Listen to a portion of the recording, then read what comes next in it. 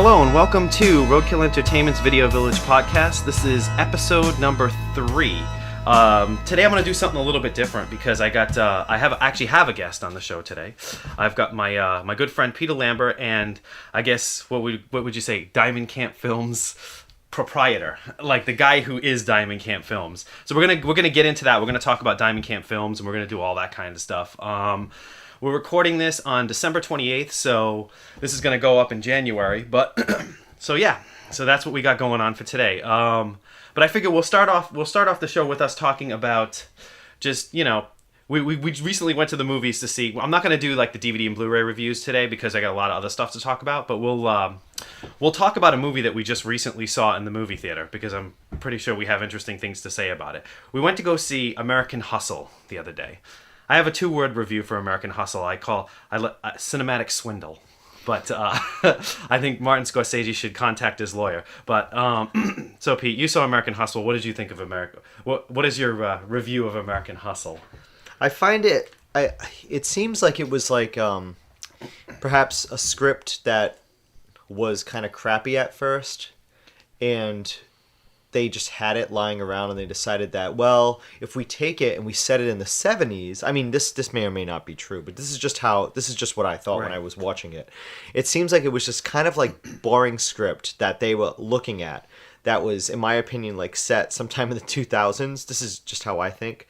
And they decided, like, you know what, let's amp up this script. Let's set it in the 70s and let's get everyone, like, all these big names in there and let's just throw all sorts of wild hair on them and makeup and costumes and just really like amp up the 70s nostalgia. We'll put like the best greatest hits off of your favorite K-Tel record of all the key 70s songs that you used to have on record. Like a greatest hits collection with the music in that movie. And it's like, the thing I found funny about it is I'm a sucker for picking up background detail all the time, especially in period pieces, to see if I see anything that's out of place.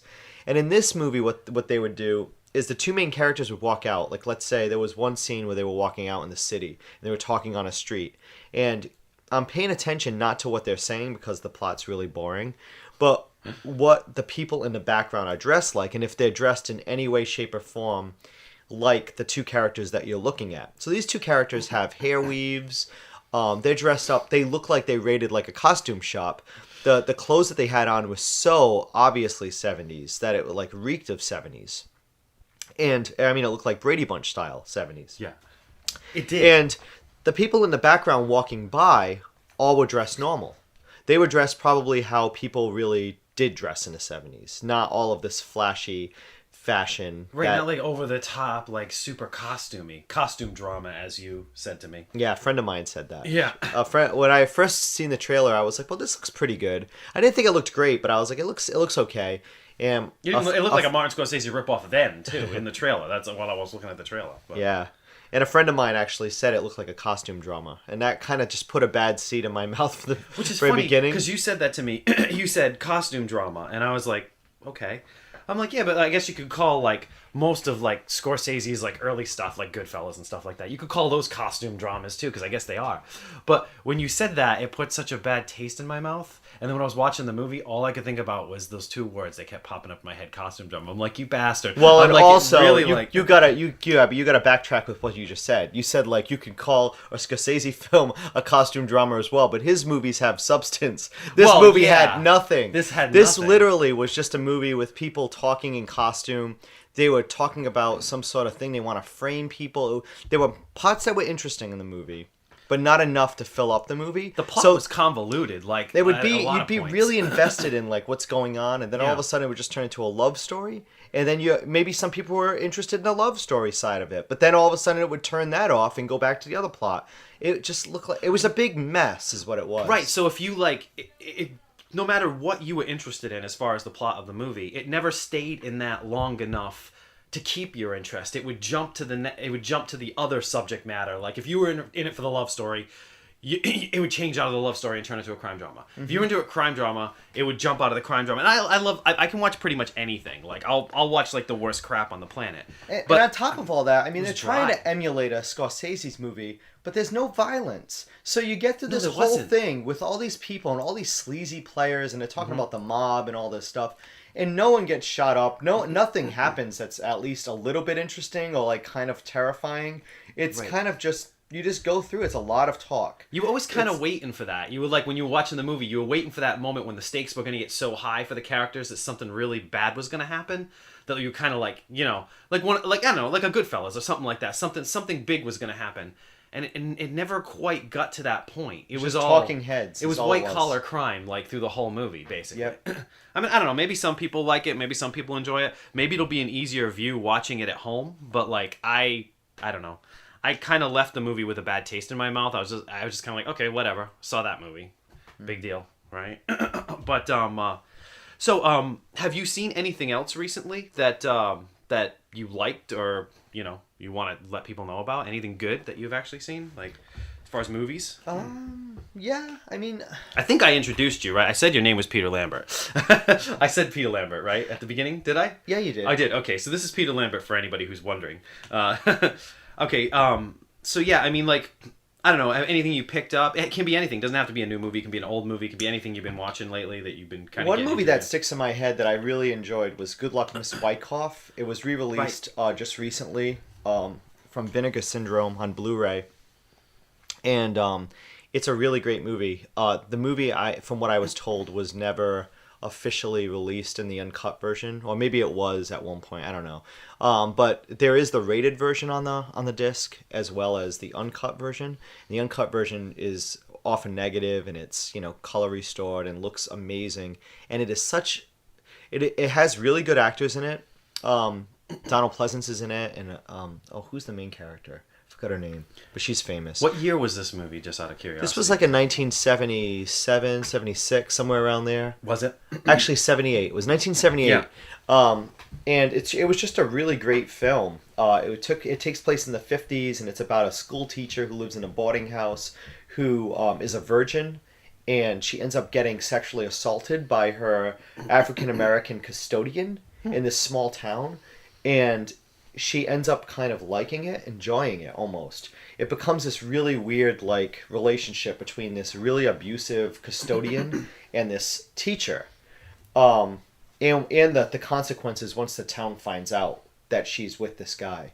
So it's a really neat film. I enjoyed that one a lot.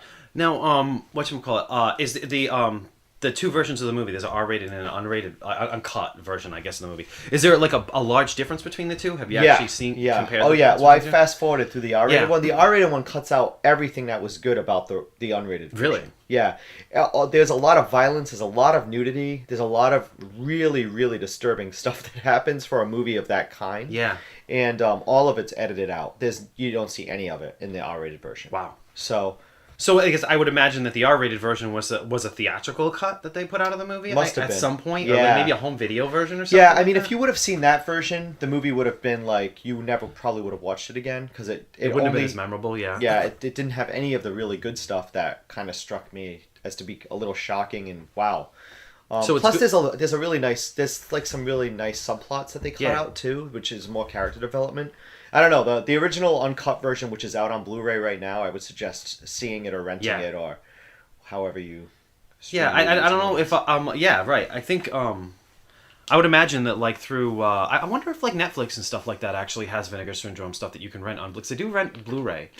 I don't know if they get any of that stuff. I'm not sure. I don't think they do. I don't know. They guess that some of the more more obscure companies they don't get. Mm-hmm. But I know you can search that out somehow. We just watched last night this movie, which actually has been talked about on a lot of different forums and podcasts and stuff that I've listened to. This movie called All the Boys Love Mandy Lane, which we actually watched last night, which I finally got a chance to see, and I was actually pretty impressed with the movie. I thought it kind of felt like, I guess because the movie was made in 2006 and it got held up in some kind of Miramax rights issue or something like that for a long time when they were having all kinds of weird crap going on with Miramax. But so yeah, I thought I found the movie really cool. I thought it was it kind of felt like like the tail end of that whole like Scream, I Know What You Did Last Summer era. Like it was like kind of part of that era almost. I mean, I know 2006 is even a little late for those movies, I think, but it felt like it was kind of coming at the cusp of that era.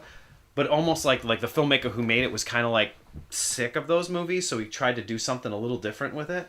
I don't know. I liked it.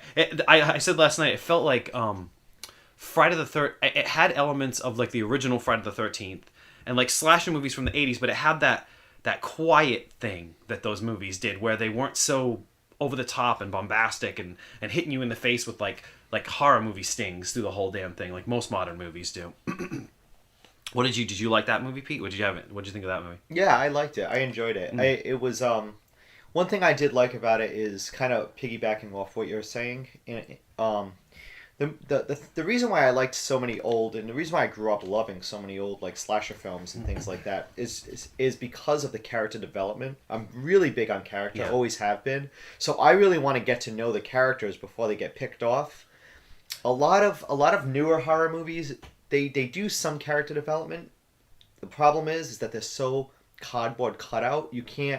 They're not believable enough. Right. So a lot of the newer horror movies, what they do is it's more about just the large stinging of like, of it's like all strings. It's all for the scares. It's all for like the hit. It's jumping like And this movie was really cool because it didn't do that. If it did, it just did it a little bit here and there. But you got to know these characters. You got to know each one of them. They were all different, and they had a little bit of depth to them. So when you're actually watching them and something happens to them, you feel that they're not there anymore. I actually kind of gave a shit about these characters for once in one of these movies. I actually kind of like some of them. I was like, I actually kind of felt something when they got it. You know what I mean? Yeah. In the movie. But yeah. So I mean, I've been watching like a ton of movies too. I have a ton of other stuff that I got on Blu-ray and stuff like that. But I'll get into that like bigger in the next podcast. I'll talk about those particular movies. But All the Boys Love Manny Lane finally came out by Anchor Bay. Just put it out. And you can find it like on Amazon or pretty much anywhere you can get like Blu-rays and stuff like that. So I definitely suggest checking it out. It's worth it if you're into like slasher movies and stuff like that. Like, so I guess we'll hop into our topic for today. Basically what we're gonna do is me and Pete grew up together. Like we used to make movies all the time in high school. We shot a lot of stuff on like low grade video and all that kind of stuff. And we grew up during what I guess is deemed the VHS boom era now. I guess that would be what we grew up during, where like our whole thing started where we used to go to like just video stores on like Friday nights and just pick up whatever the most lurid looking boxes we could possibly find and then sit through them. Half the time you'd fall asleep halfway through some of these because a lot of them sucked, but then you'd find these gems throughout all of that. And that was kind of how it all started for us. And during that era, there was also a lot of shot on like VHS horror movies, like movies that were shot like really cheaply on like cheap video cameras that were getting distribution. They were getting put out for whatever means. So for us growing up, it was the type of thing where we basically said to ourselves, okay, well if these movies can get put out on video, it kind of gave us like fuel to do our own shit. I mean, that's how I feel. Like it gave me fuel to knowing that something like Black Devil Doll from Hell could be available at Blockbuster. Kind of made me go, okay, like I can make something and maybe somebody will pay attention to it, you know. But I branched off on my own thing with Roadkill Roadkill Entertainment. I've gone through all that crap already on a previous podcast.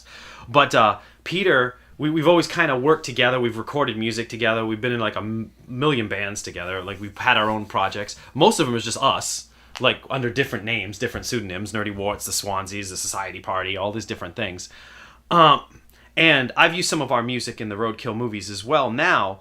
But we've kind of branched off. Peter's been doing his own thing. We lived together in Chicago for a while, and then he recently moved to New York, and he made some movies when he was in Chicago, and I did my own. I wasn't really doing like feature stuff when I was in Chicago. I was doing a lot of like shorts and stuff like that. But so I thought it would be kind of cool to have Pete on the podcast where he could kind of just talk about his stuff, about Diamondcamp Films, and we could kind of go through the history of Diamondcamp Films, so to speak.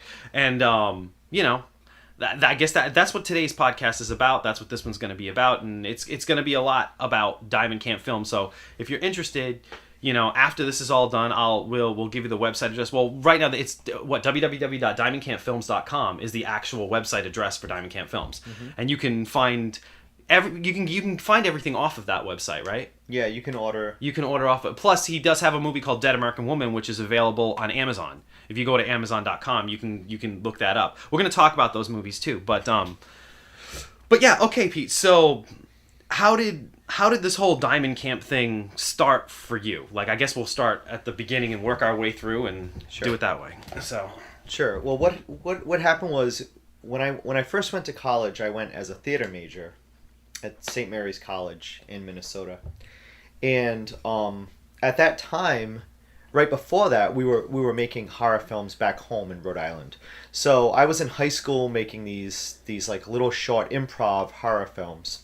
Didn't know how to write a script or anything. Didn't even know how to run a camera, but knew, all right, here was a story I wanted. Here, why don't you say these lines? I'll turn on the camera and just make up the story as we basically go along is what we used to do. So I did that, and then I went off to school. When I went to school, like I said, it was theater. So I was not starring at this time, but I had mini roles in these little plays. The first one I had was I was in John Dryden's Awful Love as, I think it was Gentleman Number 2. I had 2 lines in this huge epic, this ancient Roman, really boring snooze fest of a play. And so I had a lot of time in the green room where all the actors who weren't on stage would sit and just like chill out. And that's where I met Neil, Neil West, who was in our film. We're using pseudonyms today. Yeah, we'll have to. Why do we have to use pseudonyms today?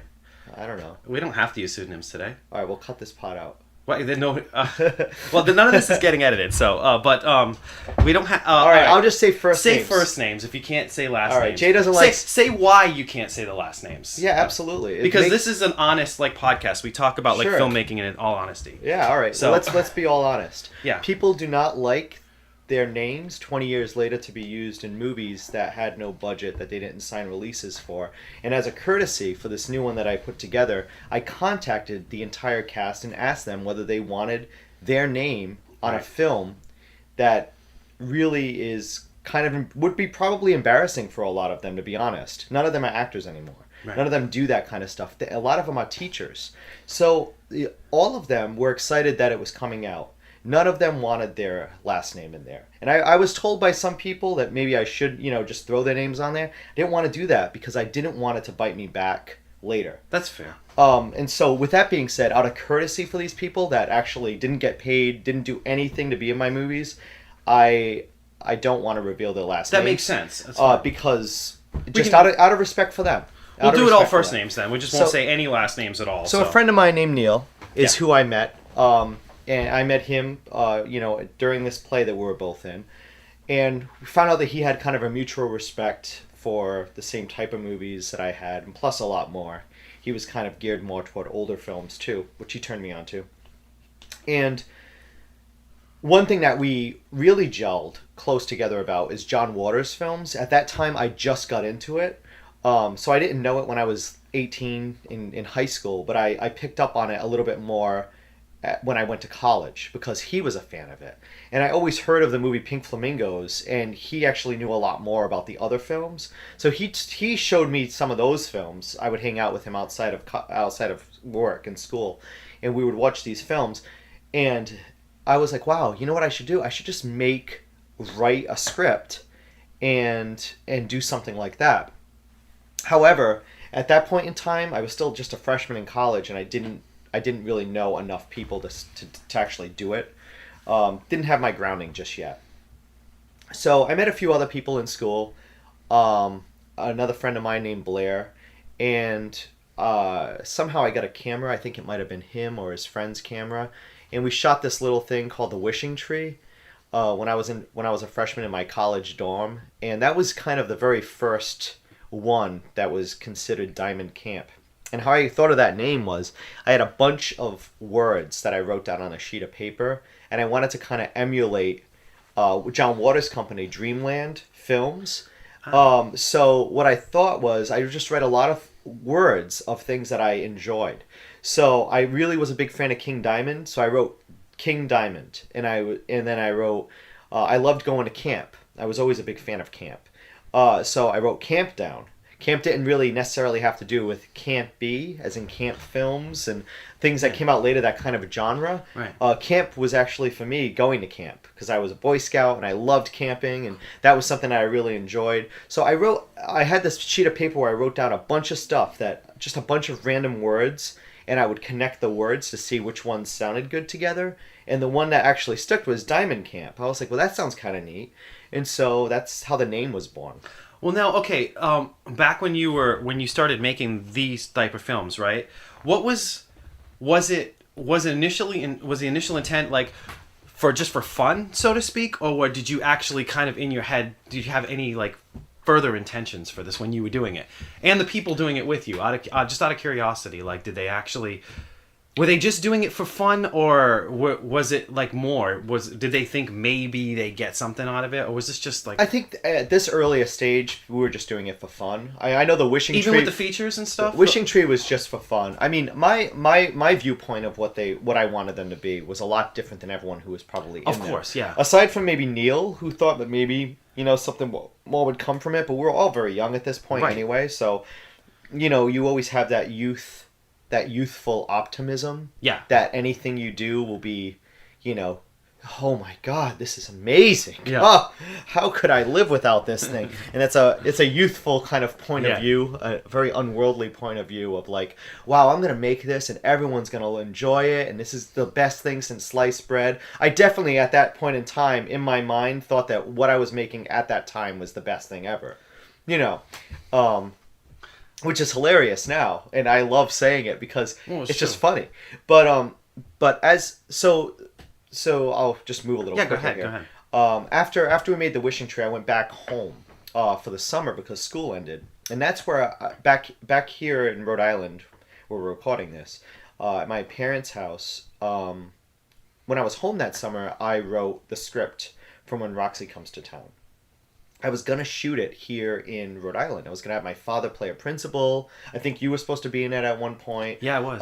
I was going to get a bunch of people just here to do it because I was like, well, I'll write a script. I'll direct them. I'll take a little bit of the knowledge I just learned from school, and I'll make a movie when I go home. And that'll be like the movie I make, and I'll bring it back and show everyone.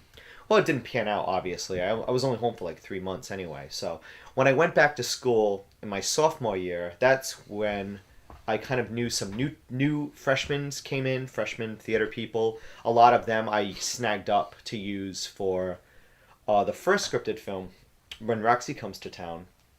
And we shot it that first semester. So we kind of shot it in early, like maybe late September. And it only took about a month to film, maybe even less. And we finished it by December. So when I went home after a school break that December, I edited the whole thing when I was home. And I will add, I edited that when I got my wisdom teeth taken out. So I was really drugged up, and I was on probably Oxycontin or whatever they give you to calm down the swelling in your face. I think they do. Yeah, I think I don't know. But yeah, I edited that under a lot of like medication and in a lot of pain, and it ended up being an hour long, and then I came back the following semester. The same year when I was a sophomore, and I showed it to everyone, and we had a big screening. We had a few screenings on campus, and it was a lot of fun. How did the screenings go? Screenings were great.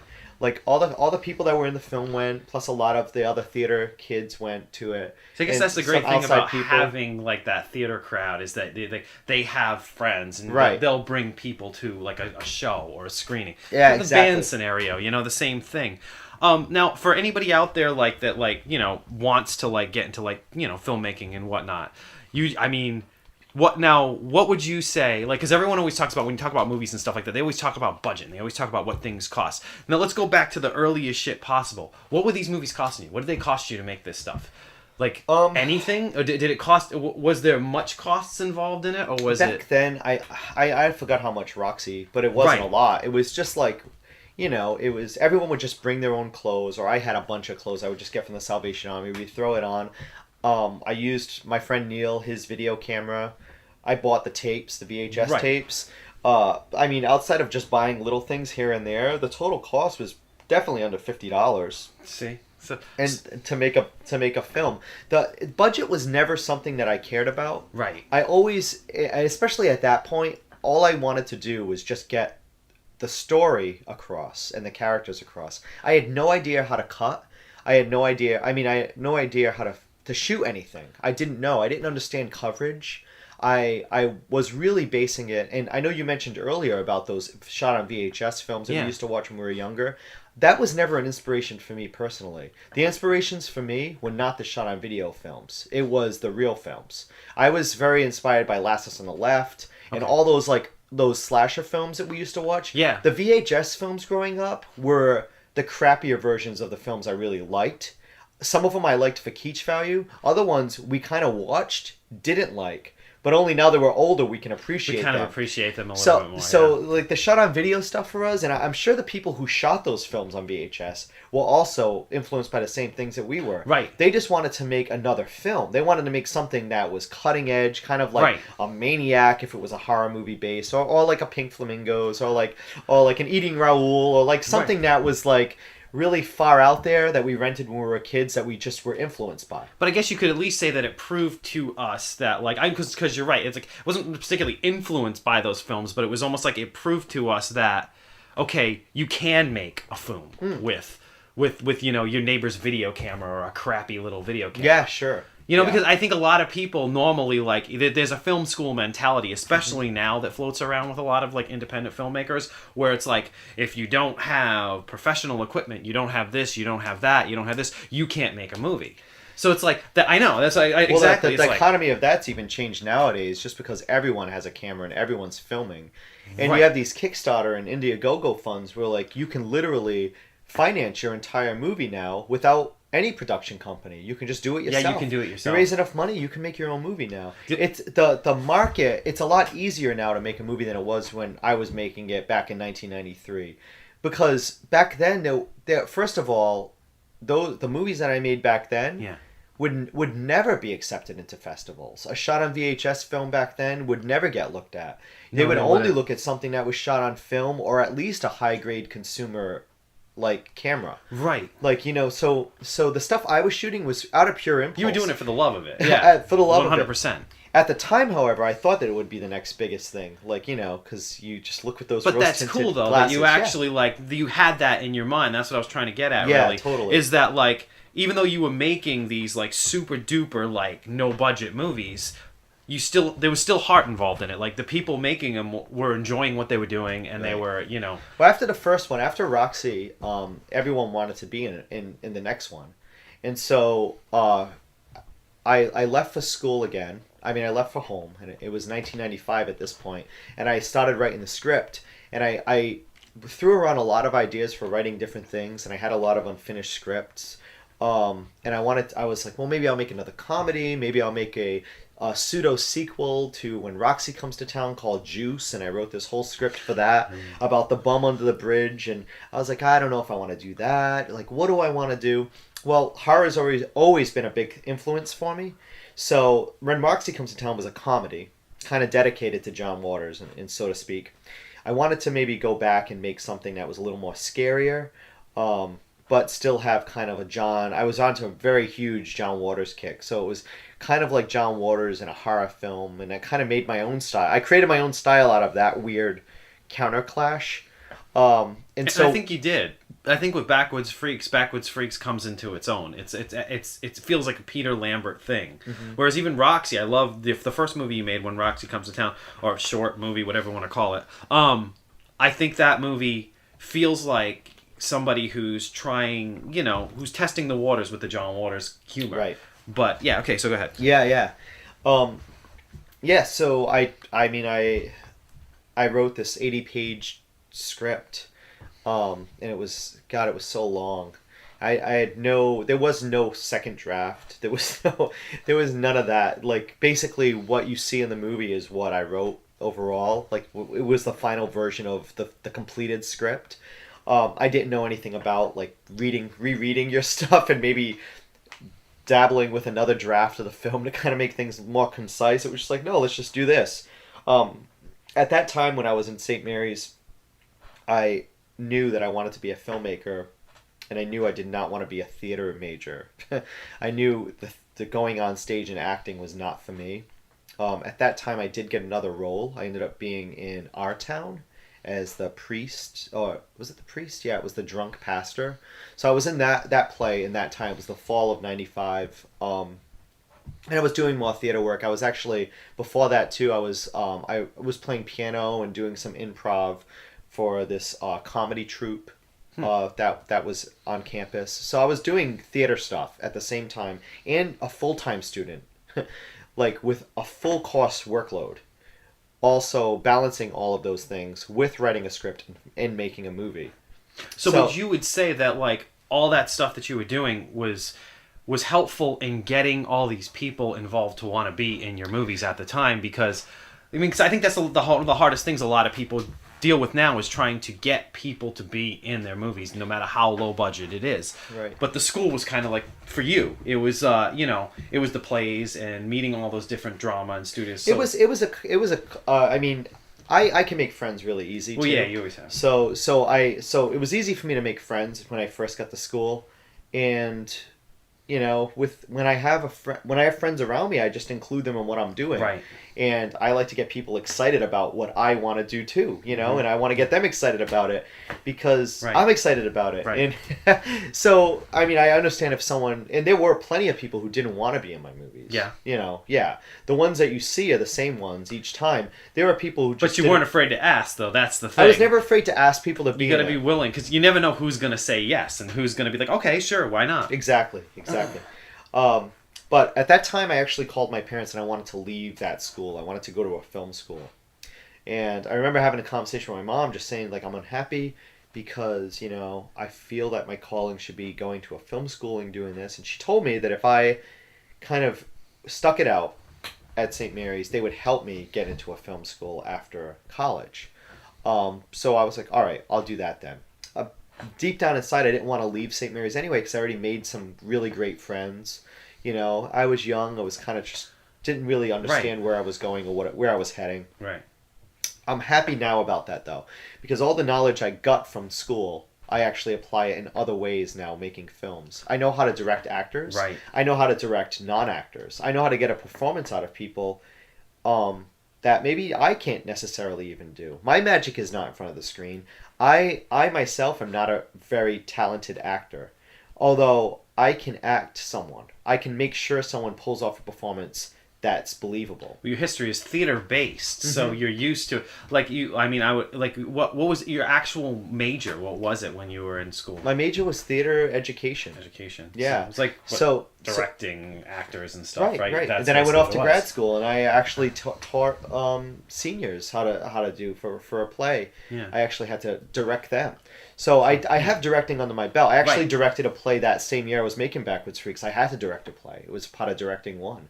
So, and I had to get all the props and do the lights and do everything. I mean, It's really valuable stuff to learn, like all the stuff. Yeah, all the theater education I got from that school, and there were really good theater teachers there too. That actually helped. That helped me write the script. That's how I knew, because I took up script writing as a class. So I knew how to write a script. I knew what worked. I knew how, the education really helped me, and I'm really happy that I didn't go to film school after all of it, because the stuff I learned, the baby steps, the small steps about film school, that stuff you can pick up. I know a lot of people who go to film school, they either get burnt out on it, or they end up doing it, but there's just, I don't know. I shouldn't really talk about people going to film school because, I can't knock people who go to school. No, I mean you can't. But there's a I'm just glad that I didn't. I'm glad that I ended up going out the route I did. Just because I'm almost afraid that if I would have taken it up as a full major, I might have gotten burnt out on it. I'm just me personally. Well, and there's an element to your style of stuff that, anybody who's interested in checking his stuff out, definitely do it. There's an element in style to your stuff that I think film school would have destroyed. Maybe. You're probably right. I think you would have become more rigid in your structure and in the way that you do things. Mm-hmm. Because even just like people that you know, the people that you're around, and people that I know that have gone to film school and done stuff film school related, they have a specific structure to the way that things have to be done. Right. You just kind of do it. It's like fly by the seat of your pants. Let's do this. I'll write a script. Let's get some people together. Let's make a movie. Mm-hmm. Yeah, you might not have that attitude if you went to a film school. Yeah. You'd right. be thinking of the process, which is different. And not to knock film school, like you're saying, because I don't think it's a bad thing. I mean, I kind of wish I went to film school. But I do think there are two camps. There are the ones that went to film school that have a specific thing that they do, and there are the ones that just do it. Right. You know, right. And I guess we fall into the just do it category. Do it, yeah. But, exactly. Okay, so we're at where we're at like basically we're at like the college year stuff now. So the Backwoods Freaks, basically. Yeah, Backwoods Freaks was interesting. We rented for that movie. I remember the day Neil drove me down. We found the lodge. It was it's in Winona, Minnesota, where we went to college. They had this really cool like lodge that you could rent out daily, and throw events there. I remember calling my mom and asking her for the money for her to wire me a check so I could rent this lodge. What did it cost you to rent out the lodge? I still have the receipt. It was $50. Yeah. I had to call them and sign things. We had to go down. They gave us a key. Neil brought me down, and I now took when a you look. rented it, did you tell them what you were doing, or did you just say you rented it saying we just want to rent this? I told them I was making a film. Yeah, and they would just the guy was really nice. I remember him meeting us there. He's like, just don't make a mess, blah blah blah blah blah. I think there was maybe deposit first, and then there was actual rental. But I think it came out to around maybe, I know the end result was $50, but it might have been like a $50 holding. And how long did you have it for? We had it for one day. And that's the tricky part, because most of that movie took place in the lodge. So all the footage that you see in that movie, and then some that was cut out of the movie, was all shot in one day. We had to get there I think we got there as soon as we could actually go in there, and it was like 9 a.m. We took 4 cars, and we all drove with all the props, all the costumes, everything. We all met, and this is on a Saturday, okay, in October, and all these great people, the great actors, none of them got paid. They just did it for the love of doing it, and they just knew it would be a really cool thing. They all just did it. Some showed up later. I know Kiki, the girl who plays Mary, she showed up later at night. So I kind of I started shooting in linear order, but then there were some things that I needed to shoot while it was still daytime outside, so I divided things by daytime and nighttime so the windows would match. Some people were there the entire time. I know Neil was there the entire time because he drove me back to his house, and after we got home, we watched everything that we shot that day. It was 2 VHS tapes.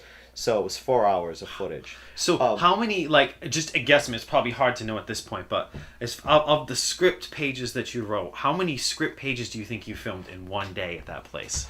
A general guesstimate. I don't know, 30, 40? 40 pages. Half the movie takes place in the cabin. That's insane. And so we had to, and we had to shoot in and around the cabin too. People had fun, but you got to remember when you're shooting, you have to be quiet too. So, and that lodge was a big echo chamber divided by one wall. That was a removable wall. When we came in, we actually opened it up. It was one long place, and then you'd close it and have 2 rooms. It wasn't supposed to be shot in a lodge. I had to rewrite little things. I had to finagle the script a little bit. I was supposed to shoot it in a cabin that I was trying to rent, like a real cabin in a forest. But I think it kind of gives the movie a little charm that they keep talking about the cabin they lived in was burnt down, right? And they're living in this beach house. It just makes it for really strange. But it's smart that you rewrote that you work that into it. Mm-hmm. Like, as far as an audience member watching the movie, they're not going to question the fact that there's no furniture and this. They're not supposed. The characters are making up for the fact of where they are. Right. Basically. So this audience members are going to go, okay, well, they're where they're supposed to be as characters. They didn't know the step before that you actually wrote it for another place, right. But you reworked it. Mm-hmm. But that's the way to do it, though. Like when you're dealing in a situation like that. Yeah, we shot all day. It was a 14 think it was 14 hours, a 15-hour shoot. It was ridiculous. And the worst part about it is that it happened to fall on a Hallmark calendar holiday, which I didn't even know existed until this one day.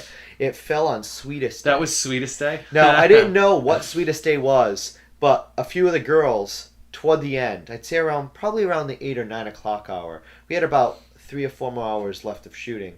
They were really pissed off. They got so mad that their boyfriends couldn't celebrate Sweetest Day with them. So their boyfriends showed up unexpectedly. Really? And so I had to rush their scenes to get them out of there because they just wanted to go. They just wanted to leave. And so, yeah, that was funny. So it got really intense toward the end. I mean, I was a ball of stress. I just wanted to make sure all of this was shot. I knew that if whatever we didn't shoot, we couldn't do. You had that one day, yeah, and that's it. In fact, I think we did have someone cast as Stacy the very end with the pan around. Yeah. We simply ran out of time, and I think that girl canceled out on us, so we just couldn't do it.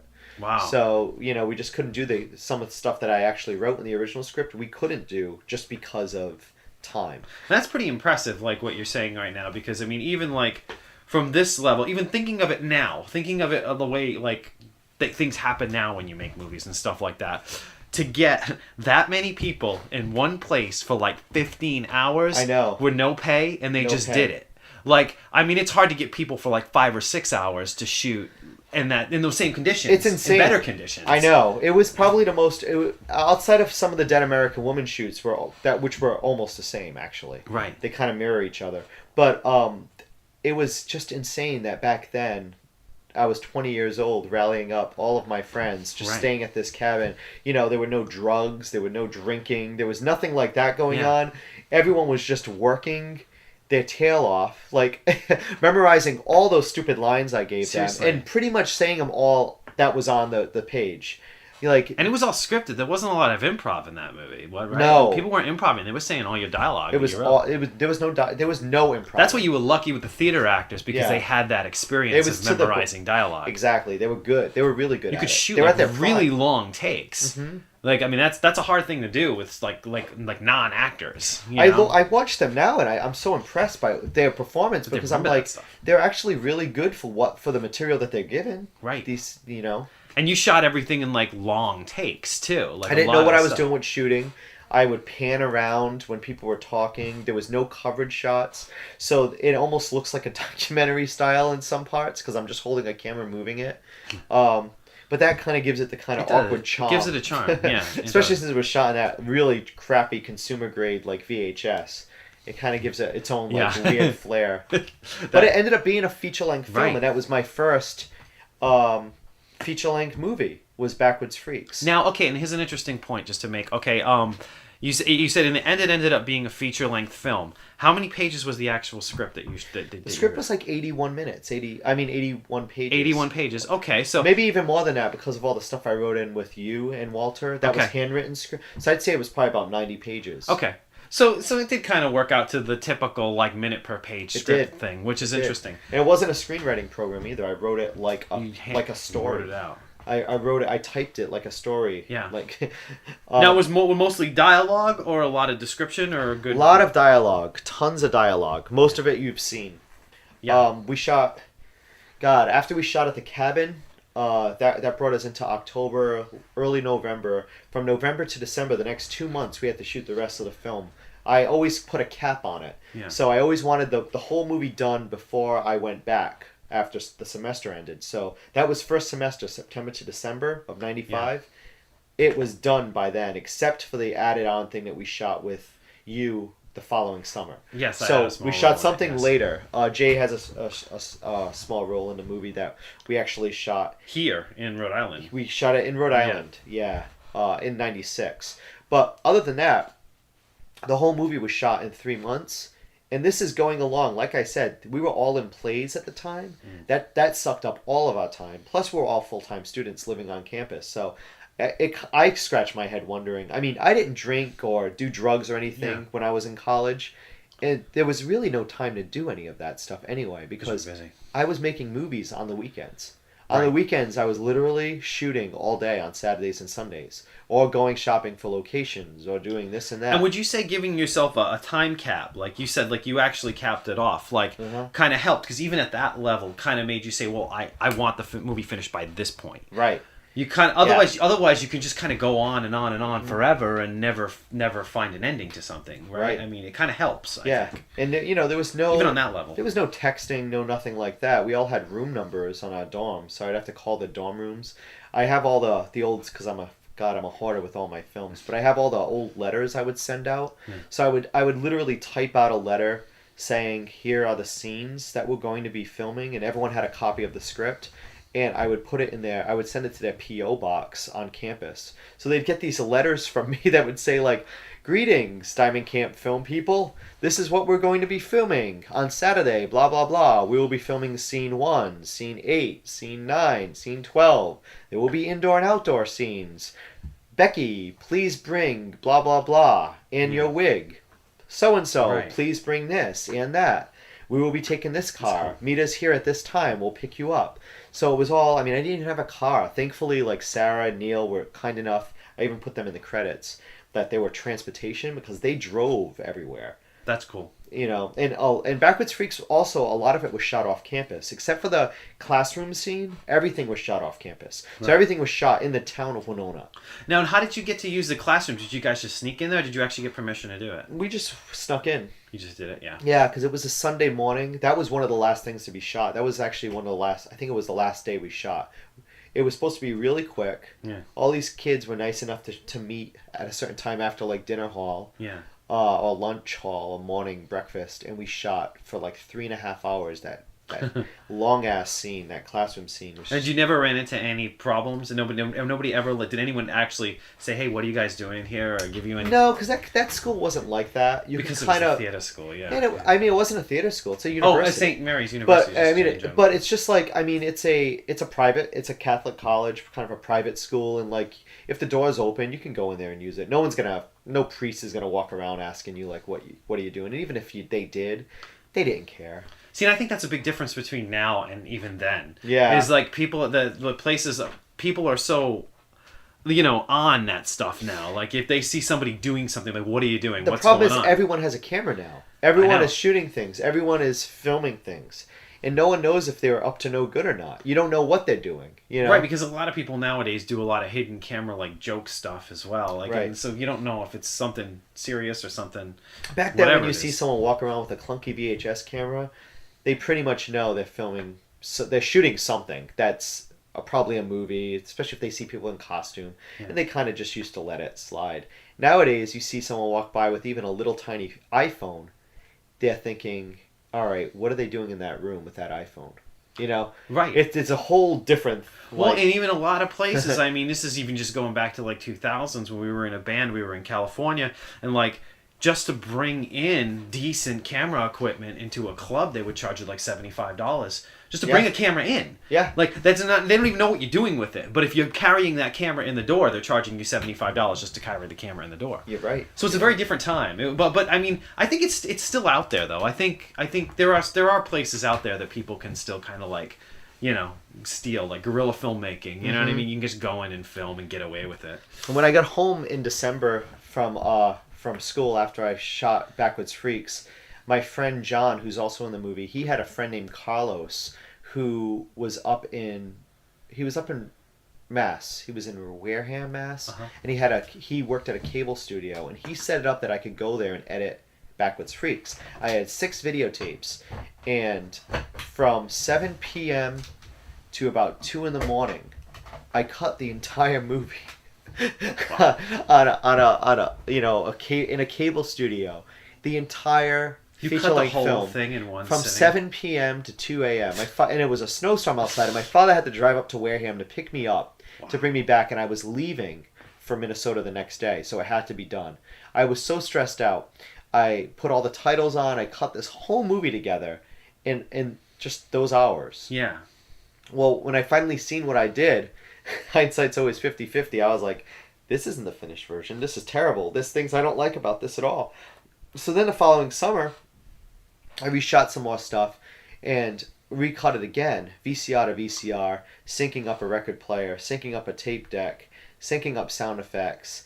Like, yeah, let's talk about this process a little bit, so people can actually understand how this used to work for us. So back in the day, how we used to cut things together were with 2 VCRs. Yeah. So you would basically cut the copy of the film down onto one tape. Yeah, you'd have your master VCR with the master tapes. You would forward and fast forward, and you'd have a blank tape in one VCR that you'd pause every time you wanted to get to a different scene. And if you waited too long, the pause would stop. So then you'd have to rewind the tape and make sure, but you'd get a rainbow line. Right, and then if you didn't have one of a fancy VCR, like a flying erase head or something like that, you'd actually have that rainbow line. So it was almost like you wanted to make sure that you were good. You were good. It was almost like you pause it. Seamlessly. It was on the fly, a lot of it. Yeah. Yeah, you'd have to go through an entire VHS tape, looking at tapes and log with the time code to see where they were, so you can quickly get to that scene before the pause button undoes itself on the other VCR. Yes. So after you do that, you take that copy of that finished product, you pop it in the master VCR, the one that you would use, and then you'd put another blank tape in. Yeah, you play VCR. You have your play VCR and you record VCR, basically. And this time you would sync up all of your music and record it. And so you'd have to... You did it. I didn't even know how you did it. We used to do that. We used to hook up this amplifier. Yeah, we used to run it through my guitar amplifier. And we used karaoke machine? Because we didn't have mixers and stuff like that, because we didn't have professional equipment. We just had what was available to us at the time. We had a karaoke machine, we had a guitar amp, and all these things had an input and some sort of speaker out or something on the back. Mm-hmm. So what you would do is you would run whatever your sound thing was. A lot of times Pete used to take music off records. Mm-hmm. So we would run the record player into the amp. But you'd have to drop the needle live. Yeah. So we were live mixing. Mm-hmm. We were balancing things out live.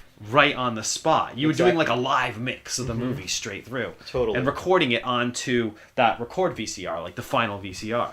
Totally. And everything was plugged in with adapters and this and that. Radio Shack adapters were the thing back then for us. We had millions of different adapters so you could plug something that technically shouldn't be plugged into something else into it. Yeah. But okay. Wait, there was more about Backwards Freaks I wanted to say. Yeah, that's okay. So we're still in Backwards Freaks now. We're at just the shooting process. We actually shot at the guy. His name is Jeremy. He was playing Selena in the film, the drag queen Selena, Walter's daughter. And by the way, this movie is coming out on DVD. It will be on DVD soon. So so people will actually be able to see this movie. We're not just talking about a movie that nobody's ever going to be able to see. It'll finally be released. It'll be available on Amazon probably. Yeah. Right? Yeah. Oh yeah. It'll be out. But this we shot the male strippers and all of Walter's stuff at this little house. It was Jeremy and his boyfriend were living there at the time in Winona in Minnesota, and I remember when we shot that day, all of the stuff at that house. He had the flu, and so he was just so sick in the living room, having to deal with all of us running around, and it was so loud, us screaming, all that yelling. That was in the movie with Allie, and Neil. Oh yeah, the house, right? Everything that was shot in that house was shot in one day. But like I said, he had the flu or ammonia or something. He had. It was bad. Yikes, that sucks. But so I remember that day. It was kind of funny.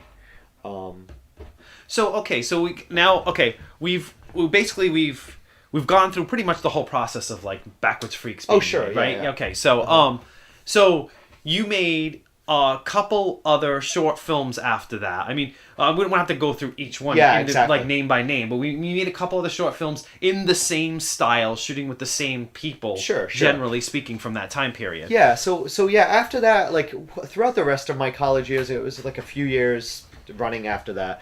I got busier and busier in school. However, I was doing more and more stuff with music and film, and movie making. All at once. So it was just massive spurt of stuff that I was doing. I lived in London for a little while. I went traveling, so I got really inspired when I was there. I came back. I did a lot of music with Jay. Yeah. All kinds of stuff. And my other friends too in Connecticut. Right. I was playing drums in a punk band when I wasn't in school. And then when I got to school, I was getting a lot more involved in theater because I had to, because it was my major. So I was in House of Blue Leaves. I was one of the main supporting cast in that. I was in a two-person show in England. And so it was me and Neil, in fact. Yeah. We were in a play about AIDS.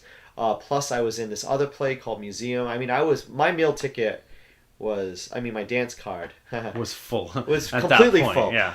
At the same time, I was churning out those movies outside of school. So I was making improv films, tons of them, all sorts of weird stuff, comical stuff, just like working off the improv that I was doing at college. We were applying it to these movies now. So it was like, give a situation, do it. It's very akin to like the older stuff I was making when I was in high school. I made one more film, shot half of it scripted, and the other half we kind of just improv through because I didn't get time to finish it. By that point, I was already in grad school. And then around that time, I kind of moved back to Rhode Island. I kind of stopped making films for a little while, and then, but then I ended up moving to Chicago, and we started making films again. Yeah. Collectively, both of us started kind of focused on music for a while, and then when we moved to Chicago, this is when we all, me, my Peter, and my wife Katie, we decided to move up to Chicago we were up there for I was up there for 6 years. He was up there for longer than I was. Mm-hmm. But so basically we kept doing the music and the short film thing and just kind of back and forth with everything for a while. Mm-hmm. Okay, now I want to jump ahead a little bit too. I want to get to Dead American Woman, because Dead American Woman, that's skipping ahead quite a bit, but like I think we pretty much covered the process. Sure. Of how all that other stuff was done. I mean, he kept working like in music and short films throughout this whole time. There was always something being done. Like, you know. It was. The thing about it is, and I'll say this, is that I was never, throughout the early years of making movies, like making Backwards Freaks, making Roxy, making all of that stuff, the only thing I understood was what I was using. I'm not a technically savvy guy. Completely. Now I am a lot more than I used to be. But I mean, back then I really didn't know what I was doing. I just had a camera that I would use. And then I knew how to edit the really old, archaic way that we used to edit. I never knew anything else. So when there was a kind of a shift when everyone started digitally editing things and shooting things on DV, which happened in the early 2000s, I kind of got lost in the shuffle. I didn't understand it. I didn't understand how we could edit on a computer. It sounds funny to say now, but back then, it was new. It was new. So I really didn't understand digital editing. I didn't understand anything about it, and I kind of didn't even want to figure it out. Because at that point in time, I was new to a big city. I was kind of doing my own thing. The film bug was always in the back of my brain. Yeah. Always was. Even when I wasn't making movies, I was recutting the Diamondcamp film, old catalog. Right. Like VCR to VCR. When I was playing music. Refreshing them. Like I was always doing something with it, or acting in someone else's. It was a brief period of time when I wasn't doing anything with film, but when I came back to do it, I ended up going to this video store and meeting these people that we all kind of shared the same kind of film aesthetic, and through that I ended up making some short films, and that's how I kind of got a core group of people together to make Dead American Woman. And this is a whole new group of people now, because this is in Chicago. Yeah, this is in These Chicago. are new friends. There is actually no crossover at all, other than some of the character ideas. Right. Like the Lady Phyllis idea, which was a character that Peter used in Dead American Woman, and he also did it in some of his older short films. Those were played by Neil back then, and Lady Phyllis was just, played by Julie Fabulous in the new version. So to speak, yeah. Yeah, in right. a way. It's the same character, sort of. It's not really, I guess, right? No, in your well, head, I mean, Julie's transgender and Neil was a drag queen, so I guess that's a big difference. That's how that works. That's how. What I'm saying, what I'm getting at there is like, really, that was the only connection between, say, like Dead American Woman, like what you were doing then, and the previous VHS stuff that you did, like in Minnesota, so to speak, right? I know what you're talking about. Actually, you're referring to the only thing that really carried over was the American Woman, right? There's no actors, no. It was in a trilogy back in when I was in college, right? And then I wanted to make a sequel called Dead American Woman, right? So, so it's a separate phase of your filmmaking, I guess. But I was making films in college. I was younger. by the time I was started up again making more films in Chicago, I'd say it's the Chicago era. I was already an adult, so it was an older person. Still, I mean, still youthful, because I was in my late 20s, but I was looking at it with a more adult approach, adult eyes, and also I kind of keyed in on some of the things I really liked that I did a long time ago that I applied to newer filmmaking. And also, what really helped is just meeting all the people that I met in Chicago. Knowing a bunch of different people. So meeting that core group of people really it upped the ante. I also met a good person who I collaborated with, Kenny Reed. Right. This and is what I we wanted to both of us really kind of wanted to make something that was. I mean, he was going to film school at the time. I really wanted to. So there was equipment available to you at that point in time, because Dead American Woman was shot with actual lights. You had an HD camera. You had a boom mic. You had the whole process. We had equipment to us. A crew, so to speak. Yeah, we had a small crew, but a crew. It was it was us. Yeah, we were our crew. But we had more available to us at the time, which is the only way we could shoot it. The only way. Now you didn't shoot. I kind of know the answer to this, but I'm just asking you anyway as a question. But for Dead American Woman, because for the old movies, you were just shooting mic on the camera. That's what you were recording sound with while you were actually doing it. For Dead American Woman, you actually had a boom setup. Now, was that plugged directly into the camera, or did you have a separate sound recording unit for that? I don't remember. You don't remember that stuff? You can't ask me technical stuff. All I cared about, you know what I care about. Yeah. All I cared about, I left all the technical stuff up to Kenny. Yeah. That was his department. My department was getting those actors' performances good on screen. Okay. All I cared about, and I am an actor's director. That was the separate. I'm not a technical director. That was the break, though, because you went from being the person that did everything to an actual, say, director on the set, the writer, director. That producer. Was your focus and producer. Yeah, because you weren't filming it, you weren't lighting it, you weren't doing that stuff. Right. That was Kenny's department. Right, exactly. So to speak. Exactly. I would have some say if I thought right, of course. Should look something a certain way, but I actually don't like to be a dictator on set either. I like to be a very collaborative process. If someone brings something to the table, if it sounds good to me, I'll take it. I'll be like, let's do it. So Dead American Woman was great. It was a lot of filmmakers in the starring roles. So they knew how to act in front of a camera. They also understood that it took a while to make films. They were aware of the process. So a lot of them knew already what they were in for. Yeah. We had people that just wanted to show off their talent. We had Happy Dave who actually wanted to show off the fact that he could make FX. Never showed it to the world before, but he knew he could do it. Yeah. And it was kind of a springboard for him to kind of get into that. He's done it in other films. Right. Now. So and Happy Dave was Happy the Human Pincushion is what he called himself. Yeah, he was actually toured with the Jim Rose sideshow and stuff like that. He's done he still does all sorts of stuff. He does all that stuff. But yeah, that kind of spearheaded him into doing different things. Right, yeah. So you had people that were somewhat established in their own little film universes, say Julie Fabulous, Julie was she was a filmmaker in Chicago, and she had stuff in festivals. She had she was known to a certain scene, so to speak. Right. Yeah, there was a lot of people that were they were adult film stars in it. There was a lot of different people in it that actually came from other aspects of things. Right. It was a really neat time. Yeah, because all of those people, it was nice to have that much energy. Now, for your locations on Dead American Woman, did you have to?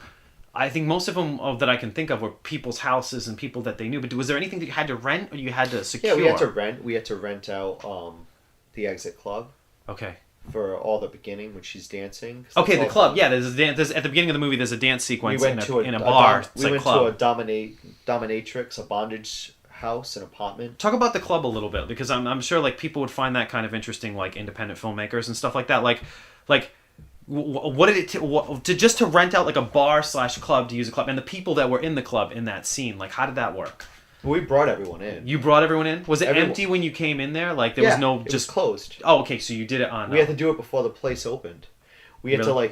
we had to just go in when it wasn't open. They had to unlock it for us to use it. And what did it cost to rent out a bar? What did they charge you to rent out a bar? I forgot. I don't remember. Rough estimate. Do you have any? I have no idea. No I can't clue? even say. Like, But it wasn't like a lot, though. It was. I would No. imagine it was probably. the total budget pretty for cheap. Dead American Woman was about $2,000. Right. So I mean, it wasn't that much. No. Right. No. And plus, I mean, this is what it boils down to. You got to know people. If you don't know people, you're not going to get anything. We happen to know someone who could get us the deal to rent out the Exit Club.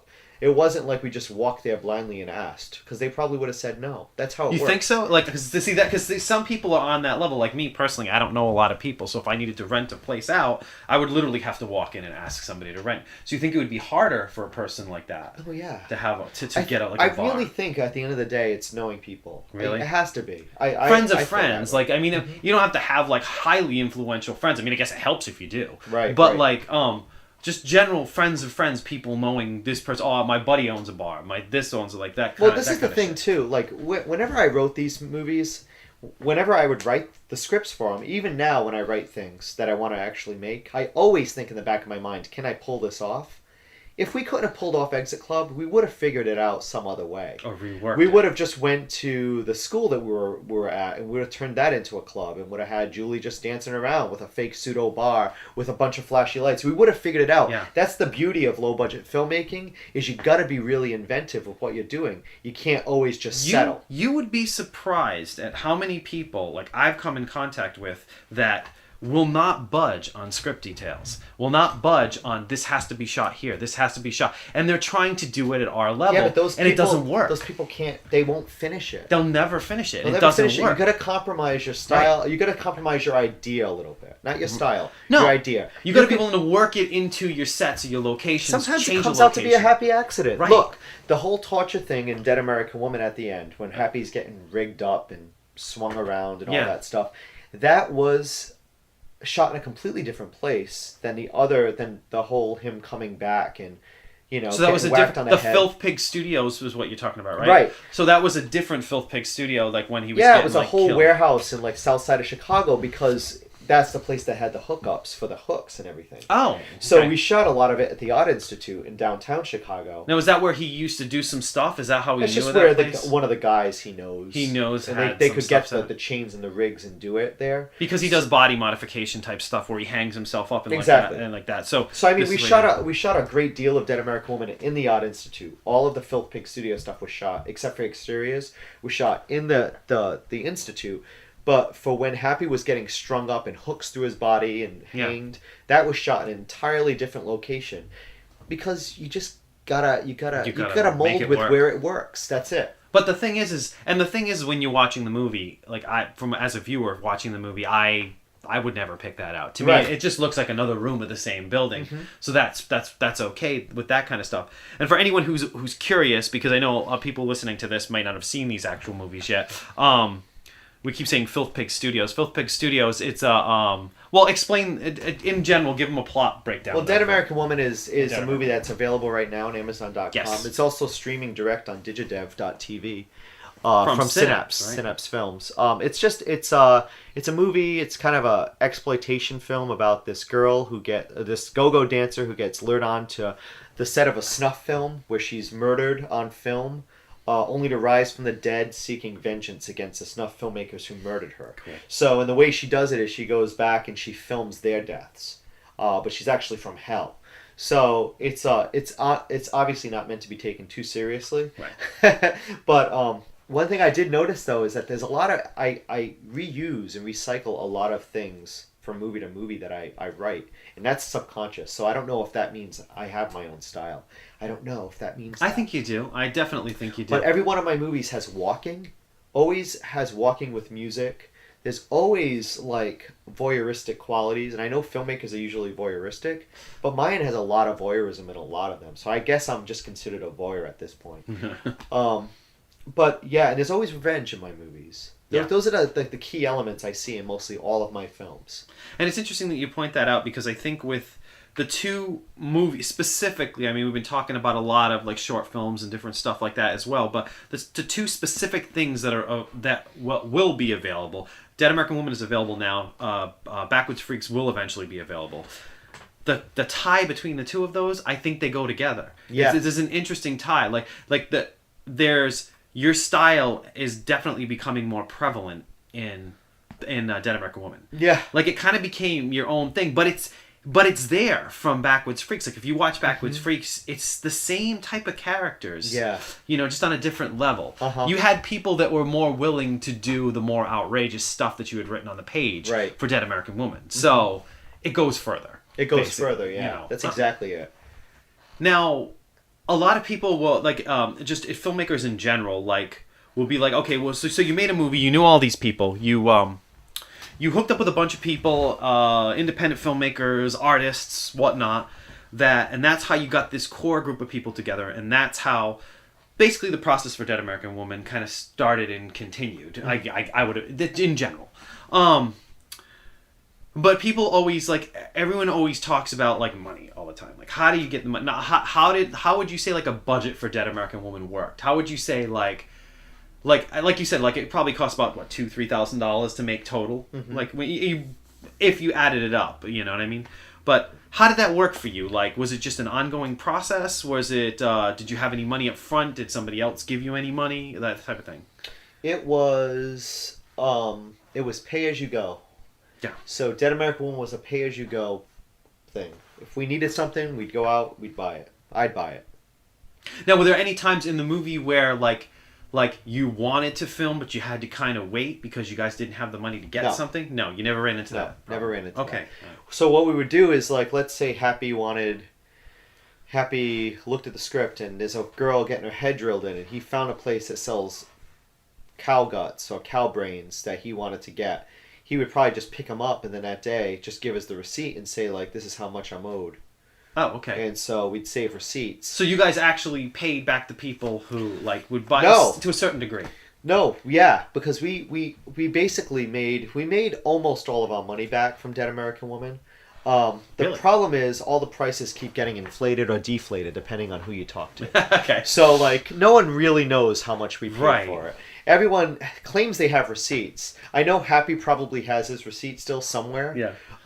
And he was kind of over everyone, kind of the one keeping track of at least what he was owed. Yeah. In terms of me, Kenny, and Julie, we would just throw money at it, not really paying attention to what we were owed.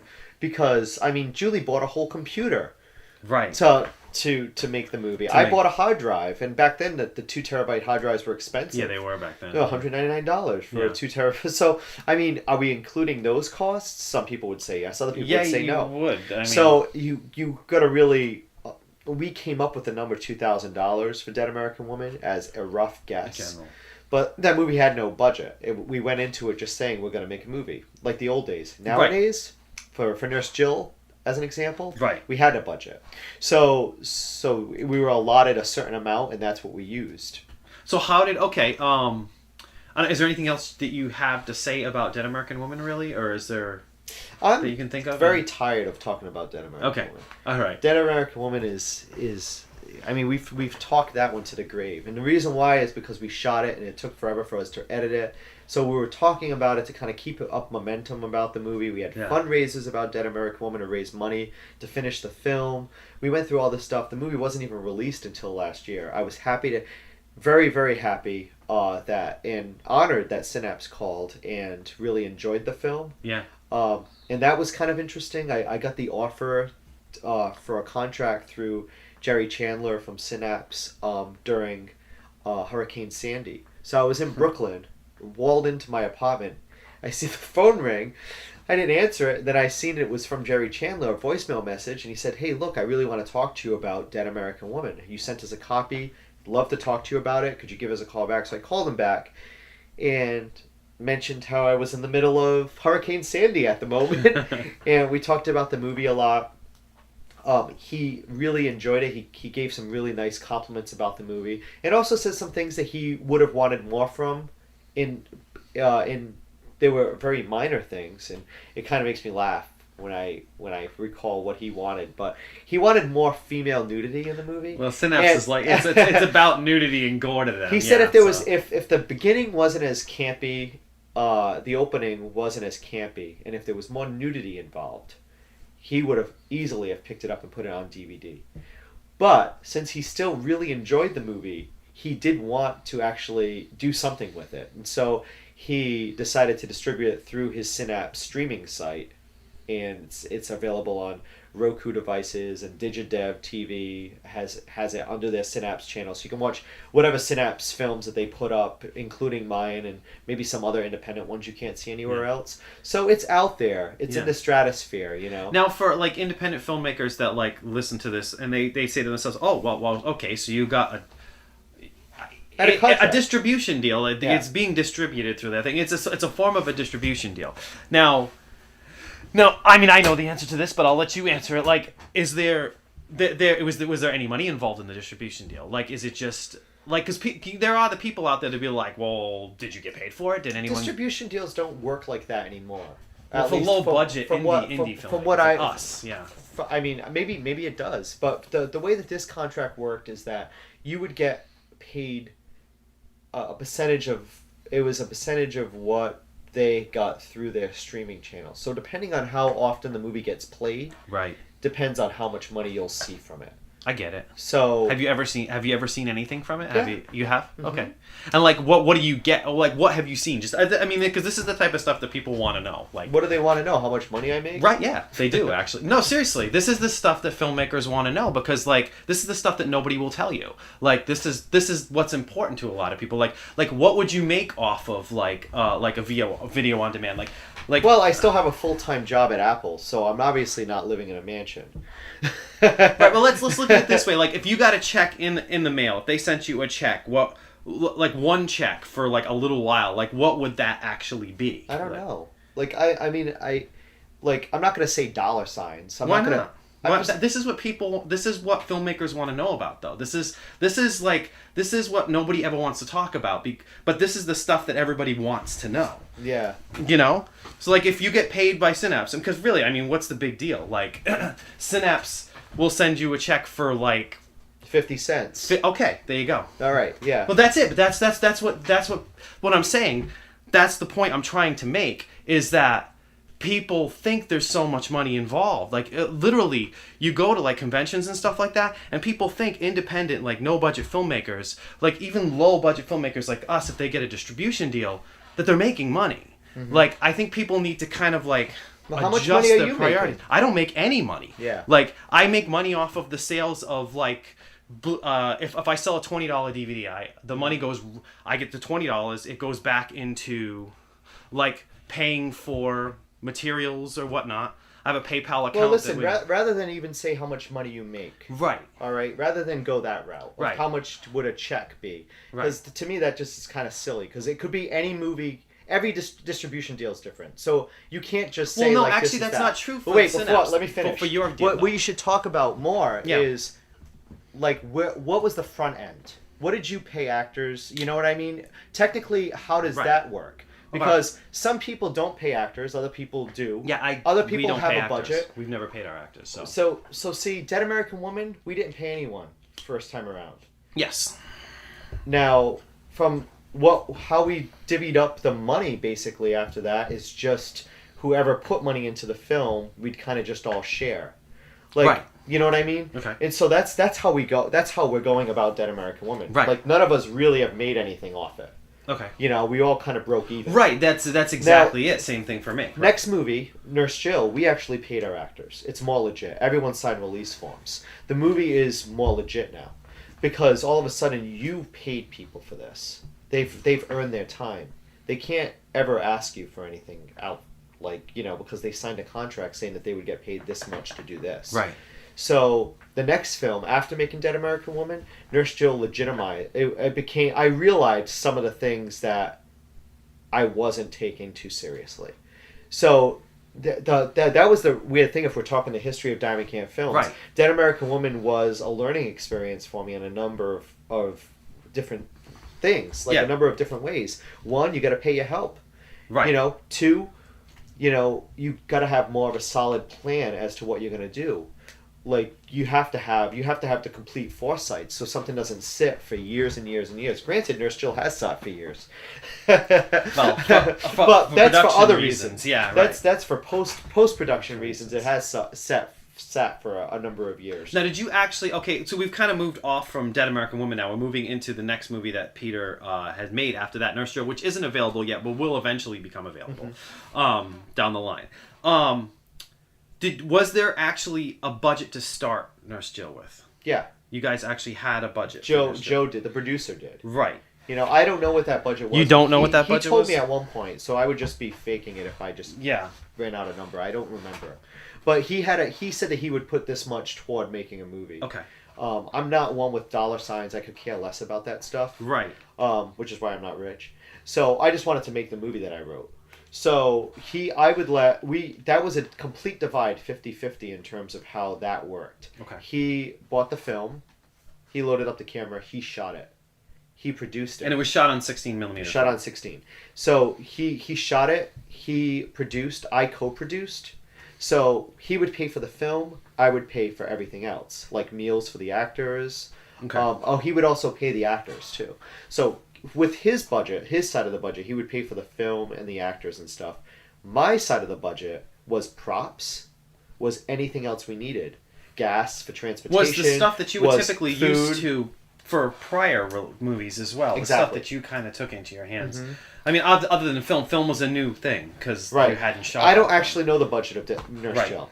Joe could tell you. Yeah. But I don't know. Well, like just in general, all right? Like, I mean, this is, I'm not about that budget, but in general, if you, you've kind of, because we've gone through the eras now. We've gone through from VHS, getting a bunch of people together, just like whatever, and them agreeing to their time and do whatever, to actual semi-structuredness with Dead American Woman, okay? And now we're kind of at the next phase, which is like kind of quote-unquote real filmmaking, because you've got somebody paying for film, you've got a backer, so to speak. I mean, it's on... people to understand this is still on like an independently accessible level. We're not talking like millions of dollars or anything like that. But what I'm saying is, like, if you had to pay, if you were making a movie tomorrow, okay, and you had to pay like your actors, like what would, like, if somebody said, like, well, what do I pay an actor to be in my movie? That would be my question. Right, but if you don't know your budget, you have to pay. Right. But you still got to pay your actors. Like, what would you, like, I mean, off the top of my head, I mean, I don't really know too much about these things. What are they doing in the film? Right, I think it would depend on... it depends on how large their role is. What are they doing in the film? Are they getting naked? Are they not getting naked? Are they going to have sex on film? It could be anything between, like, a couple $100 and, like, $50 for somebody to actually film it. Yeah, you got a girl who's naked throughout the whole thing, covered in blood. You got to pay her $50? Right, no, she deserves more than that. Like, right. How much you got to pay her? Unless, of course, she's willing to do it for free, which there are people out there that are... But when you're getting into that kind of stuff, when you're dealing with, nudity and stuff like that. Famous thing that Wiley told me a long time ago: money talks while bullshit walks. If you really want to, that's the one thing I've learned. You really want to get the bang for your buck with making a movie. If this is what you want to do, you got to put some money into it, because in order to make money, you got to give a little money. Right. So you gotta pay for what you do. So if you can get good talent for a price, might as well. Because once you get that person down on film, and once you have them, you have their signed release, and you have their performance, that's worth its weight in gold. You have that forever. It's worth the price. So the free talent game for me is kind of over. I'm not doing it. From now on, everything is a paid performance, because I figure even if I pay this person $25, when that camera rolls, they know they're getting money at the end of the shoot. Yeah. They will sing for their supper, and they feel like they earned something. They're doing it too. There's more of a pride to it. They can actually say I was paid help on this movie. It's different than saying I volunteered on this movie. To me, for at least where I am now in my movie making, it almost seems like I would be going back now to Dead American Woman. I'd be going back 7 years ago to, like, just, oh yeah, you want to be in this? Oh sure, come on, show up at this time and do this. I can't really do that anymore, because at the point I'm at now, I need to pay them for their time. You hit a level where you get a little bit higher in what you're doing. Like with us, like with You Better Watch Out, nobody was paid for You Better Watch Out. I think the only thing we paid for was the poster art, which we didn't pay that much money for. It was only a couple $100 because somebody actually gave us a good deal. But Like our next movie is most likely going to be unpaid actors as well, because we don't have a budget. We don't have any money to make the movie, and we've got people that are willing to do it. And it's not because we don't want to pay them, because if we had the money, we would pay them. Right. But there is going to come a point where we're not going to be able to do it like that. After this next, I'm pretty sure after this next movie that we're working on called Incidents, it's not going to work like that anymore. Right. You know, that it's not gonna last forever. And we've talked about that, me and my producing partner Michael Welch, and we're aware of that. But I mean, we're riding it for as far as we can possibly get it at this point. You know what I mean? But no, this is why I'm bringing this up, not to be like, you know, not to be a stickler about like details and budgets and stuff like that. But when somebody like gets a camera and they want to make a movie, this is the stuff that goes through their heads. Like, what do I pay an actor? How do I get an actor? Like, how do I rent a location? Like, the practical stuff is kind of like the most important stuff, because people, like, they can't make the movie without the practical stuff, and that's what bogs people's heads down. But that's that they need to overcome it, because Right. you know something, there is no rule book to filmmaking. You Not can't on our read, level, you at can't least, that's no for sure. not on any level, because you can't read the whatever, what is that guy there, the guy from Trauma, the Kaufman. You can't read Lloyd Kaufman's guide to low budget movie making. I tried reading that book. You know what? You can't follow what that guy's saying. No, you That can't. was his way of doing things. Yeah. That way may not work for everyone.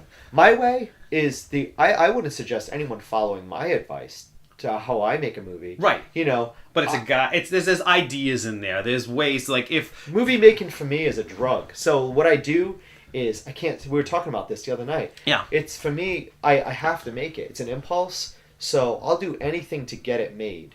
You know. Right. You know, and I'll cut corners if I need to get it done right. Like, you know, or to like to actually have a finished product. Right. I'll do it to finish it.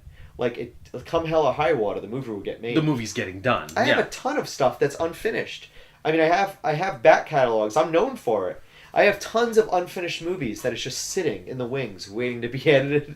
I have a bunch of stuff and it's coming out. Yeah. You know, I'll take my time with it. Backwards Freaks, just a whole new recut of that movie. It's 13, 14 years old. Yeah. And it's finally good enough to present where I feel comfortable for it to be out there to be looked at. Their hands on it, yeah.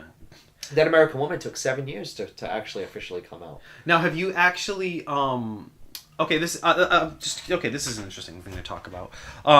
Because Dead American Woman is the one that kind of got, through the amount of people, it's the one that's gotten the most attention, I guess you could say, out of everything that you've done so far. Right. Okay.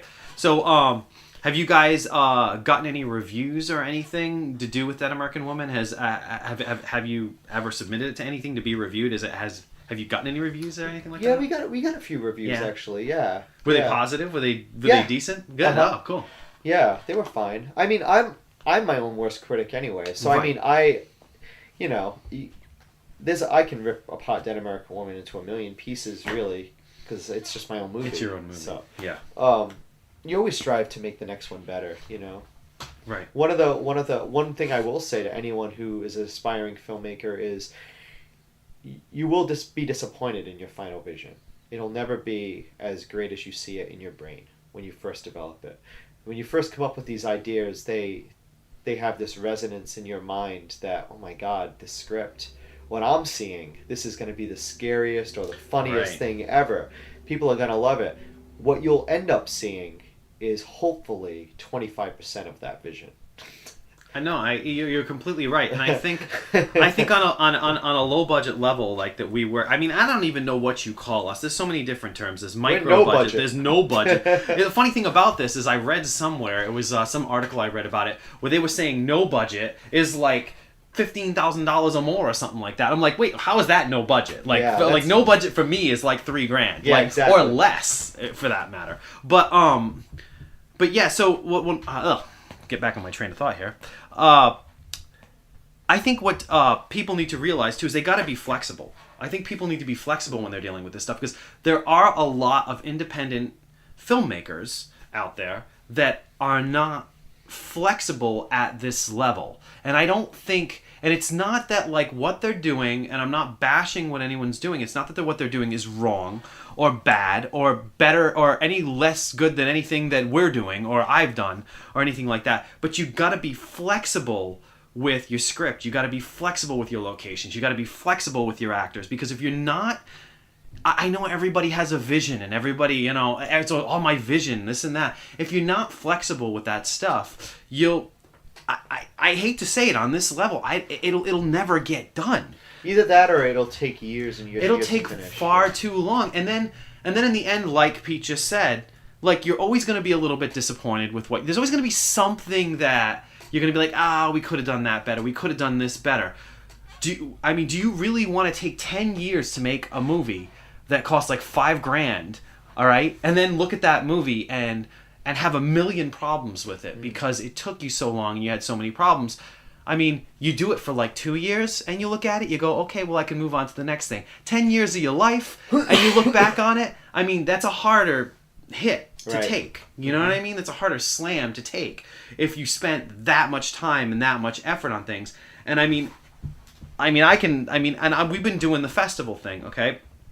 Submitting our You Better Watch Out to festivals and stuff like that. And it's hard because, I mean, you can submit to 1 million festivals and not get into anything. Yeah, I don't believe in festivals. And it doesn't mean... Well, the problem with that, though, is on our level, other than knowing somebody and getting distribution through a company because you know somebody, or they just happen to like your movie, the business ramifications of it, because I've been listening to a lot of stuff about this and reading a lot of stuff about this. On our level, the only things we can do are submit to film festivals. You can submit to a company, but there's no guarantee that they're going to look at it. They might not take unsolicited material, so they might just throw it in the garbage when it shows up at their door. You know? Yeah. I mean, I won't do it. I'm done with it. I mean, I've never even got into a festival because I've hardly ever even entered festivals. I've done a few, entered just a few random ones to see if anything would happen. Yeah. To me, festivals, I mean, it's a racket, but it's such a racket. And I mean, really, the likelihood of getting a deal through a festival is also very slim. I feel that if you really have something that you think and you believe in, that you feel deep down in your heart that you think other people will enjoy, what's going to stop you from getting it out there? You have to send it to people. Right. You have to network the right way. A festival is not going to do that. A festival, the only thing you'll get is a pat on the back and an audience to watch it. Yeah.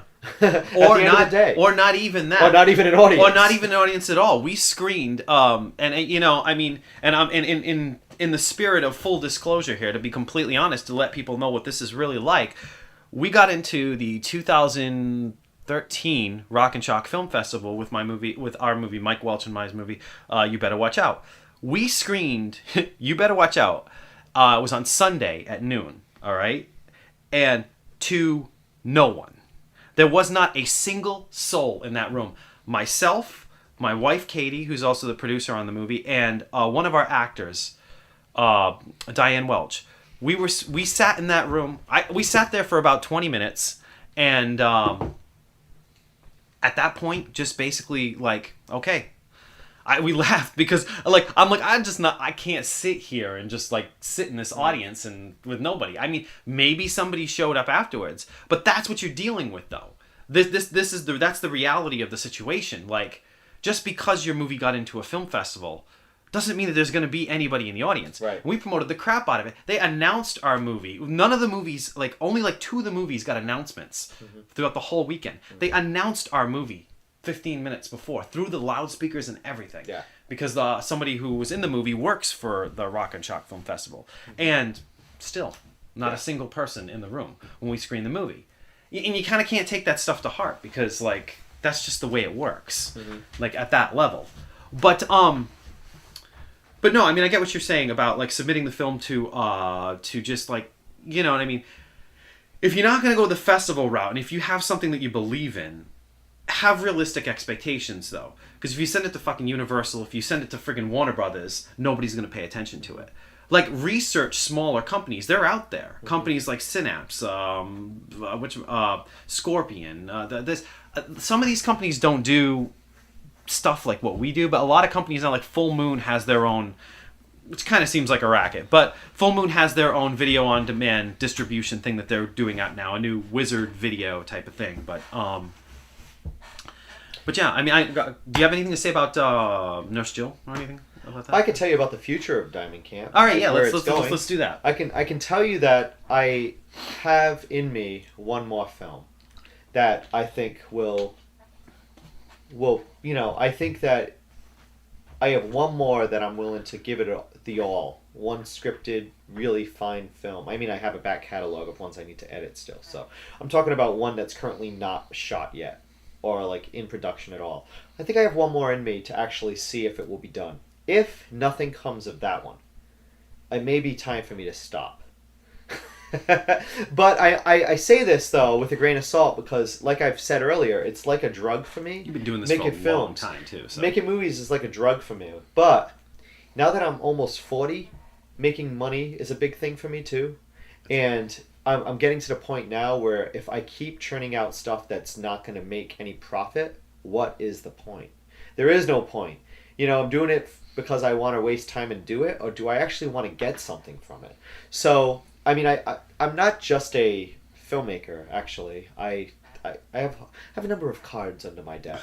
I make music, but I also write. I love writing scripts. So I'd like to someday write a book. That's something I've been toying around with for a while now. So I have other outlets that I want to go into as well. I love taking photographs. I really like photography a lot. I love to draw. Love painting. So there's a lot of different other things I like to express myself in too, other than just the medium of making movies. I just happen to like the medium of making movies more than the others, but I can still do a lot of other different things. So, who knows where this will end up manifesting. But I kind of feel that at this point, I think that for the next, let's say the next 10 years, I think will probably be really good ones. I think I'll get a lot of returns from the stuff I've done in the past. I feel that, from waiting it out, now that a lot of my older work is almost becoming retro now, I think I'm getting to the point now, if I hang on a little bit longer, I may actually get some luck out of it. So that's what I'm hoping. Yeah. Yeah, really, that makes sense. I mean, that's kind of the way it works for myself as well at this level. It's just like you've been doing it for so many years. Maybe, I don't know. It kind of feels like you said the same thing with yours. It kind of feels like now is the time to pursue it a little further, to just kind of push it as far as I can push it. And then, that doesn't happen. Well, whatever. I mean, I'll still make music. I'll still make short films. I'll still do my thing for the rest of my life because that's what I do. But it's just, I get the point what you're saying though about the monetary thing, and it's not to say that it's all about money, because it's not. It hasn't been. It hasn't been for 20 years. Exactly. But there comes a point where life takes over, and you kind of have to. You almost need it. You need the money because you have to survive. Yeah, exactly. Do you know what I mean? Right now, I work a full-time job, and I make films on the side, and it's a lot of work. The older you get, it even wears on you even more, because literally you're working 40 hours a week, and when you get home, do you want to sit in front of a computer and edit for 10 hours? No. So I find like editing movies now, for me, like even editing this last one, takes a lot longer. It takes about double the amount of time that you would normally take, because you get 2 days off, you're working 40 hours or 50 hours a week. And your first day off after that's just a recovery day. It's kind of a day where you don't feel like doing any work, So you usually end up editing once or twice a week, And so it's not easy, I made Dead American Woman. I was working full time. Made Nurse Jill. I was working full time.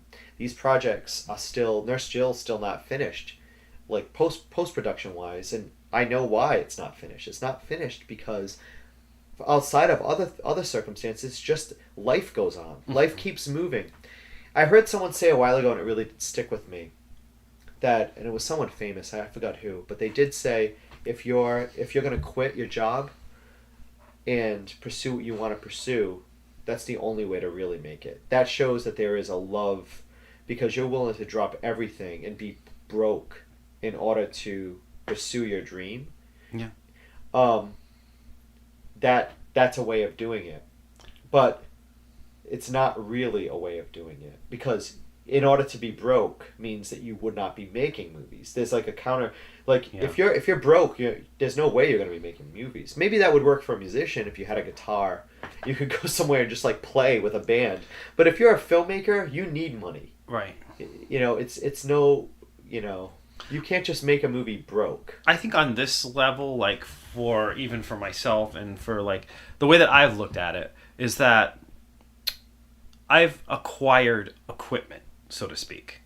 You know, I have the editing software, I have a computer to edit my movies, I've got the camera, I've got the sound equipment, I've got the equipment to make the movie. And the way I look at it is each movie I kind of acquire a new piece of equipment, because I'm looking at more almost like a production company aspect. You know what I mean?